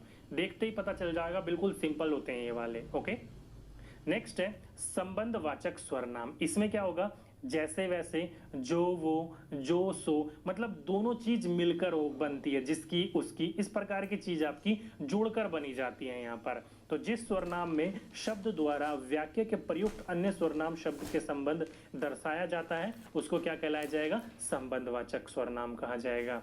एग्जाम्पल से, जैसा करेगा वैसा भरेगा, दोनों एक लय में बन रहा है। दूसरा, जो होना था सो हो गया। तो यहाँ पर देख रहे हो, जैसा वैसा, जो वो, जो सो, जिसकी उसकी, इस प्रकार के कीवर्ड्स आपको देखना पड़ेगा, जितना उतना, इस प्रकार के आपको, जैसे कि एक देखा होगा, जो परिश्रम करेगा वो सुख पाएगा। तो वही क्या हो रहा है, आपका जो परिश्रम करेगा वो सुख पा रहा है। तो यहाँ पर देख सकते हो, इस प्रकार के कीवर्ड जिसका संबंध आपस में दर्शाया जा रहा हो, पहले वर्ड का दूसरे वर्ड से, दूसरे वर्ड का पहले वर्ड से। जैसे कि जैसा करेगा वैसा भरेगा, आपने जिस प्रकार का चीज करा उस प्रकार का आपको फल मिला, दोनों चीज एक दूसरे से संबंधित है। तो यहाँ पर जिस प्रकार से आपका संबंध बनता है वो क्या कहलाएगा, संबंधवाचक स्वरनाम कहलाएगा। नेक्स्ट है प्रश्नवाचक स्वरनाम। इसमें यहाँ पर देखो हमेशा प्रश्न की बात करी जा रही है, जैसे कि क्या, कौन, कहाँ। इसमें हमेशा एक बात देखने को मिलेगी, आपको क्वेश्चन मार्क देखने को मिल जाएगा। शाब्दिक अर्थ भी पढ़ने की जरूरत नहीं है आपको, डेफिनेशन भी, बस इतना ध्यान रखिएगा आपसे क्वेश्चन पूछा जाएगा, जैसे कि आप क्या पढ़ रहे हैं, क्वेश्चन मार्क। आप कहाँ जाएंगे, आप क्या करोगे, आप किस दिशा में जाओगे। तो हर बार आपके प्रश्न पूछेगा, क्वेश्चन मार्क देखने का, प्रश्न चिन्ह देखने को मिलेगा आपको, लास्ट में देखते ही पहचान जाओगे। यहाँ से क्वेश्चन आपका पूछा गया तो फ्री के नंबर है और वैसे पूछा नहीं जाता है। ओके, तो ये तीन आपके पूरे के पूरे 6 प्रकार के स्वरनाम थे। तो आज का अपना टॉपिक लिख लीजिए, क्या है हमारा टॉपिक, कारक। अब ये कारक किसको कहते हैं, तो सरल शाब्दिक शब्द में कहा जाए तो संज्ञा या स्वरनाम का क्रिया के साथ संबंध बताने वाले शब्द कारक कहलाते हैं। यानी कि चाहे वो संज्ञा हो चाहे वो स्वरनाम हो। अब संज्ञा किसे कहते हैं, तो मैंने आपको जब संज्ञा पढ़ाऊंगा तो अब अच्छे तरीके से एक्सप्लेन करूंगा, लेकिन अभी इतना समझ लीजिए कि किसी भी वस्तु स्थान के नाम को क्या कहा जाता है, और संज्ञा, और संज्ञा के स्थान पर किसी और चीज का इस्तेमाल किया जाता है तो उसको क्या कहा जाता है, स्वरनाम। तो संज्ञा या स्वरनाम का क्रिया के साथ जब संबंध बताने वाला कोई शब्द होता है तो उसको क्या कहा जाता है, कारक कहा जाता है। आप तक कोई परिभाषा नहीं पूछी है, लेकिन यह पूछा जा सकता है कि कारक के कितने भेद होते हैं। तो ध्यान रखिएगा, कारक के टोटल आपके 8 भेद होते हैं। कौन कौन सा, तो टेबल आपके सामने मैंने पूरी रख रखी है, और जोन से आपके सामने देखो, एक तरफ मैंने लिख रखे हैं कारक और दूसरी तरफ लिख रखे हैं उसके विभक्ति। तो ध्यान रखिएगा, ये 8 कारक के जोन जोन से विभक्ति होते हैं, तो डायरेक्टली आपके क्वेश्चंस भी वहां से पूछ लिए जाते हैं। अब इसको ध्यान कैसे रखना है, तो मेरे साथ पीछे पीछे 2 बार बोलिएगा। पहले एक बार पढ़ लेते हैं क्या होता है। तो देखिए, एक तरफ है कर्ता यानी कारक, और दूसरी तरफ उसके आपके विभक्ति। तो कर्ता का विभक्ति क्या होगा, ने, कर्म का को, करण का से के द्वारा, संप्रदान का को के लिए, अपादान का से अलग होना। आप ध्यान रखिएगा, से जो है वो आपका 2 में आता है, एक तो अपादान में आता है और दूसरा आपका कारण में आता है। देख सकते हो दोनों में से है, लेकिन आपका कारण जो होता है उसमें से के द्वारा, वहां पर से सिंपल वाला से होता है, लेकिन अपादान में आपका से वो वाला से होगा जहां पर कोई चीज अलग हो रही होगी। जैसे कि पेड़ से पत्ता गिरा, तो वो से क्या होगा, पेड़ से पत्ता जो हो गया वो अलग हो गया। तो अलग होने की विभक्ति जहां पर आए वो वाला होगा आपका अपादान। ओके, नेक्स्ट है आपका संबंध, जिसमें आपका का, के, की, रा, रे, री। ध्यान रखिएगा, का, के, की, रा, रे, री, ये विभक्ति आती है संबंध में। अधिकरण में आती है में पर, और संबोधन में आती है हे, अरे, ओ। ओके, तो ये तो हो गया आपकी विभक्ति। अब इसको ध्यान में कैसा रखा जाए, तो मेरे पीछे 2 बार बोलिए, 3 बार बोलिए, 4 बार बोलिए लगातार, कि कर्ता ने कर्म को करण से के द्वारा, संपादन को के लिए, अपादान से अलग होना, संबोधन का, के, की, रा, रे, री, अधिकरण में पर, संबोधन ए, अरे, ओ। ओके, तो 3-4 बार इसको रिपीट करिए। कर्ता ने कर्म को करण से के द्वारा, संपादन को के लिए, अपादान से अलग होना, संबंध का, के, की, रे, रा, री, अधिकरण में पर, संबंध हे, अरे, ओ। 10 बार बोलोगे आप इसको, सारी तरीके से आपको रट जाएगा। जोन सा चिन्ह जिसके सामने होगा ना वही आपको याद होगा। जैसे कि आप बोल सकते हो कि कर्ता ने कर्म को करण से के द्वारा, संपादन का, को के लिए, अपादान से अलग होना, संबोधन का, के, की, रा, रे, री, अधिकरण में पर, संबोधन हे, अरे, ओ। तो देख सकते हो कैसे मेरे मुंह पर रटा हुआ है, क्यों, क्योंकि उसको आप 10 बार बोलोगे ना तो आपको सारा का सारा टेबल याद हो जाएगा। यहाँ से क्वेश्चन पूछे जा चुके हैं, टेबल में इसलिए आपको दिखवा रहा हूँ, इसलिए चिन्ह बता रहा हूँ, क्योंकि क्वेश्चन आपके यहाँ से पूछे जा सकते हैं कि कर्ता का विभक्ति चिन्ह बताइए। तो कर्ता का विभक्ति चिन्ह क्या है, ने है। ओके, इसलिए क्वेश्चन पूछा जा चुका है, तो ध्यान रखिएगा इन टेबलों को। चलिए अब इन 8 को एक एक करके पढ़ने की कोशिश करते हैं, समझने की कोशिश करते हैं आखिर ये है क्या और उसके पीछे ट्रिक क्या है वो भी मैं आपको बताता हुआ चलूंगा। तो पहला हो गया आपका कर्ता कारक। अब ये क्या होता है, तो ध्यान रखिएगा, कर्ता अर्थात करने वाला, यानी कि जो भी आपका कर्ता होगा ना वो क्या होगा, करने वाला होगा। जैसे कि राम ने, अब यहाँ पर राम क्या है, कर्ता है, वो क्या कर रहा है, कोई क्रिया कर रहा हो, चाहे वो खाना खा रहा हो, खेल रहा हो, किताब पढ़ रहा हो, क्रिया करने वाला जो होता है वो कर्ता कहलाता है। तो यहाँ पर क्या हो गया, कर्ता मतलब करने वाला, यानी कि राम। अब सरल शब्द में बोल सकते हो कि वाक्य में क्रिया काम को करने वाला कर्ता कारक कहलाता है। जैसे कि एग्जाम्पल के रूप में मैंने कुछ नीचे लिख रखे हैं, लेकिन ये तो हो गया आपका सरल शाब्दिक अर्थ। अब हम इसको पहचाने कैसे, तो ट्रिक है इसकी, तो क्रिया के साथ हमेशा जो होगा वो प्रश्न में आएगा कौन। अगर प्रश्न में आपका कौन लगाया जाता है और वो प्रश्न पूरा बन जाता है और उसका उत्तर मिलता है तो वो क्या कहलाएगा, आपका कर्ता कारक कहलाएगा। फॉर एग्जाम्पल के रूप में, जैसे कि लड़का खेल रहा है। अब यहाँ पर कर्ता की जगह आप क्या लगाओगे, कौन। कौन खेल रहा है, प्रश्न बन रहा है बिल्कुल सिंपल, कौन खेल रहा है, तो लड़का खेल रहा है। दूसरा, सूरज चमक रहा है, कौन चमक रहा है, सूरज। नेक्स्ट है आपका पत्थर लुढ़क रहा है, कौन लुढ़क रहा है, पत्थर। अब यहाँ पर और कुछ भी लगा सकते हो, तो आपका यहाँ पर नहीं होगा। देखिए लड़का खेल रहा है, क्या खेल रहा है, अब यहाँ पर क्वेश्चन ही बदल गया कि क्या खेल रहा है, वो चाहे लूडो खेल रहा हो या कोई और गेम खेल रहा हो, तो लेकिन वहाँ क्वेश्चन बदल गया। अब यहाँ पर क्वेश्चन में हम पूछेंगे कि कौन खेल रहा है, तब पता चल जाएगा आपको सीधा सीधा लड़का खेल रहा है। तो यहाँ पर ट्रिक आपकी यही है कि कर्ता में हमेशा क्या कहलाएगा, आपका कौन से विभक्त होगा, मतलब आप उसमें कौन लगाओगे तो प्रश्न आपका बन जाएगा, और जब उसका उत्तर मिले, जो सही प्रश्न बनता है उसका उत्तर मिले, तो कहां पर होगा, आपका कर्ता कारक होगा। ओके, ध्यान रखिएगा इस विभक्ति को। नेक्स्ट है आपका कर्म कारक। अब इसका सरल शाब्दिक अर्थ में कहा जाए तो व्यक्ति की क्रिया का फल जिस संज्ञा पर पड़ता है उसे कर्म कारक कहते हैं। यानी कि जब व्यक्ति जो क्रिया करेगा उसका जो फल संज्ञा पे पड़ता है, यानी कि करने वाले पे पड़ता है, वो क्या कहलाता है, आपका कर्म कारक कहलाता है। अब इसकी ट्रिक क्या है, तो ध्यान रखिएगा, यहाँ पर हमेशा क्या का प्रश्न ढूंढोगे तो आपको क्या का प्रश्न मिल जाएगा। और मेन बात यहाँ पर ये भी है, ध्यान रखिएगा, यहाँ पर आपका कर्ता भी होता है और यहाँ पर आपका कर्म भी होता है। तो जब भी आपके ऑप्शन में कर्ता और कर्म दोनों ऑप्शन हो तो वहां पर हमेशा कर्ता सही माना जाएगा। ओके, कर्ता में कभी भी कर्म नहीं होता, लेकिन कर्म में कर्ता भी होता है और कर्म भी होता है। जैसे कि आपका मनोज समाचार पढ़ता है, तो यहाँ पर देखो कौन का भी आंसर मिलेगा और क्या का भी आंसर मिलेगा। इसलिए जब भी आपका कर्म कारक होगा वहां पर कर्ता कारक ऑप्शन में नहीं देने को मिलेगा आपका। ओके, तो मनोज समाचार पढ़ता है, तो मनोज क्या पढ़ रहा है, समाचार। मनोज क्या पढ़ता है, समाचार पढ़ता है।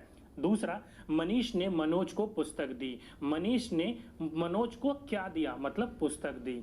नेक्स्ट है गोविंद क्रिकेट खेल रहा है। गोविंद क्या खेल रहा है, क्रिकेट खेल रहा है। तो जब भी आप क्या लगाकर विभक्ति करोगे तो आपको उत्तर उसका मिल जाएगा। जब मिल जाएगा तो समझ लीजिएगा क्या है, कर्म कारक है। नेक्स्ट है आपका करण कारक। अब करण कारक का अर्थ क्या होता है, तो करण का अर्थ होता है आपका साधन, यानी कि कोई काम आप खुद ना करके किसी साधन के इस्तेमाल करके आप उस काम को करोगे तो वो क्या कहलाएगा, करण कारक कहलाएगा। शाब्दिक अर्थ में अर्थात जिस साधन द्वारा क्रिया की जाती है उसी को क्या कहा जाता है, करण कारक कहा जाता है। अब यहाँ पर विभक्ति यानी कि ट्रिक क्या है, तो जब भी आपको कैसे या किससे करने पर प्रश्न का जवाब मिले तो समझ लीजिएगा वो क्या कहलाएगा, आपका करण कारक कहलाएगा। शाब्दिक यानी कि एग्जाम्पल के रूप में देखिए कि मैं साइकिल से बाजार गया। मैं कैसे, यानी कि ध्यान रखिएगा किस से बाजार गया। ऑप्शन देखिए, क्वेश्चन लगा के देखिए, कैसे या किस से, कुछ भी लगा के देखो, आंसर मिले तो समझ लीजिएगा। मैं साइकिल से बाजार गया, मैं किस से बाजार गया, तो साइकिल से।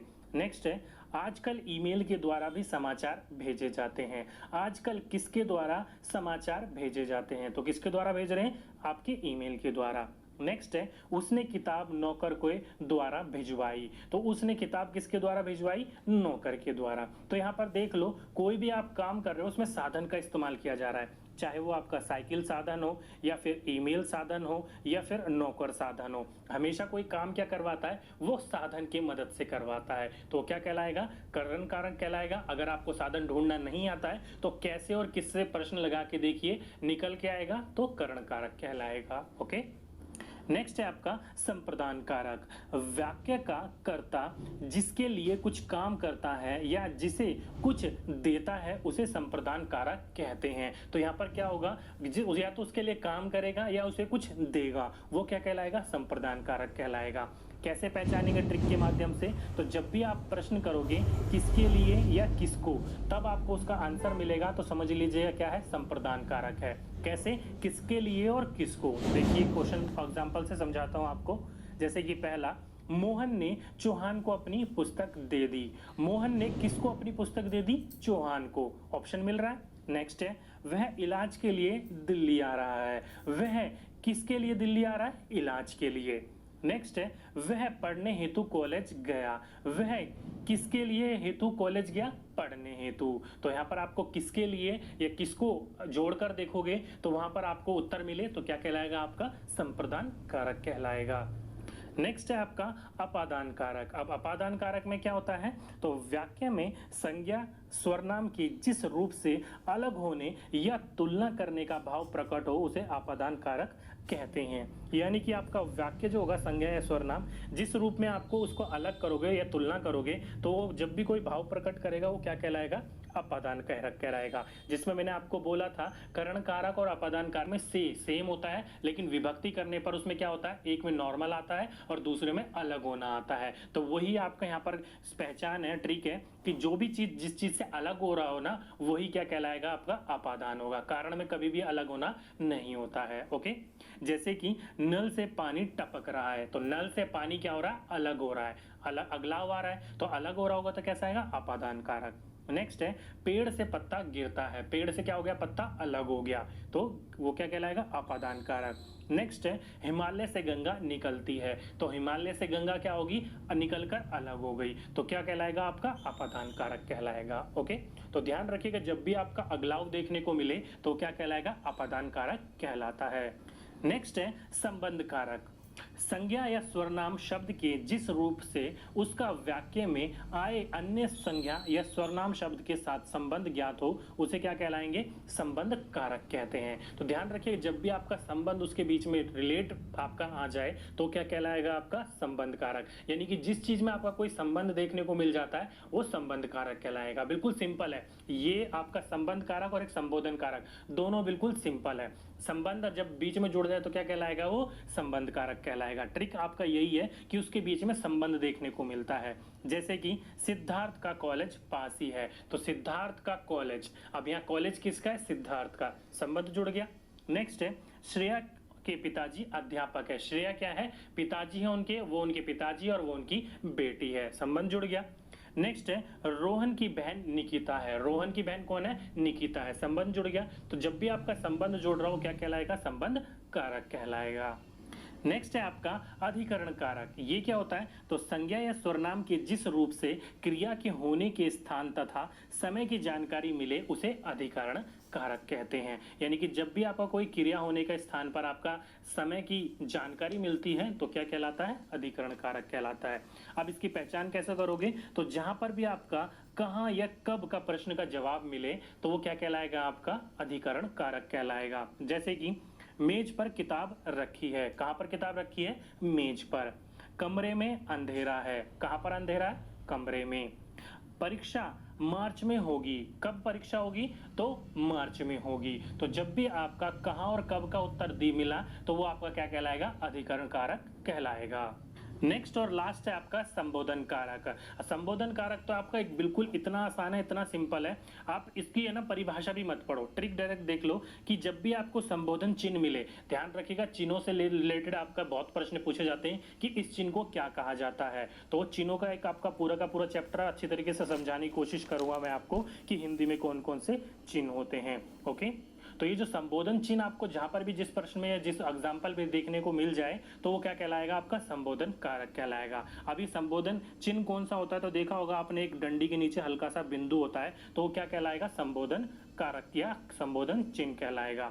जैसे कि अरे भाई, उसके बाद क्या है, संबोधन चिन्ह है, मेरी बात तो सुनो, या फिर हे ईश्वर, संबोधन चिन्ह, मेरा मार्गदर्शन करो, ओ लड़के, संबोधन चिन्ह, इधर आ। तो जब भी आपको ये संबोधन चिन्ह देखने को मिल जाए वो क्या कहलाएगा, आपका संबोधन कारक कहलाएगा। ये तो बिल्कुल सिंपल है, आपका देखते ही आपको पता चल जाएगा। अगर आपका पूछा जाए तो आप एक लगा लो, बिल्कुल फ्री के नंबर आपको वहां पर इस चीज के मिलेंगे। ओके, तो ये थे आपके 8 कारक जहां से आपके क्वेश्चंस आपके पूछे जाते हैं इंपॉर्टेंट हिंदी व्याकरण में। ओके, तो आज का